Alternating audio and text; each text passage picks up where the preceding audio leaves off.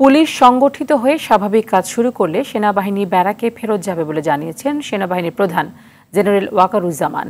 সোমবার দুপুরে খুলনার শেখ আবু নাসের স্টেডিয়ামে সেনাবাহিনীর টহল কার্যক্রম পরিদর্শন শেষে ব্রিফিংয়ে এই কথা জানিয়েছেন তিনি। বলেন, স্বাভাবিক সময়ের চেয়ে অপরাধ কমেছে, তবে আরও ভালোভাবে কাজ করতে হবে।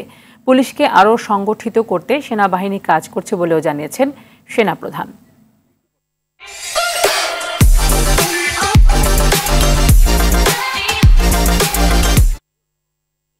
পুলিশকে আরও সংগঠিত করতে হবে এবং তাহলে নিশ্চিত যে আমরা আবার একদম স্বাভাবিক অবস্থা আমরা ফেরত যাব, সেই দিকেই আমরা কাজ করে যাচ্ছি। আমরা দিনরাত কাজ করে যাচ্ছি। আমার সেনাবাহিনী সমস্ত ডিভিশনগুলো ডিপ্লয় আছে বাংলাদেশের বিভিন্ন জায়গায় এবং আমরা ইনশাআল্লাহ খুব শীঘ্রই একেবারে পরিস্থিতি স্বাভাবিক হয়ে যাবে এবং পুলিশ ফোর্স যখন আবার সুন্দরভাবে তাদের কার্যক্রম শুরু করবে তখন আমরা সেনানিবাসে ফেরত যাব।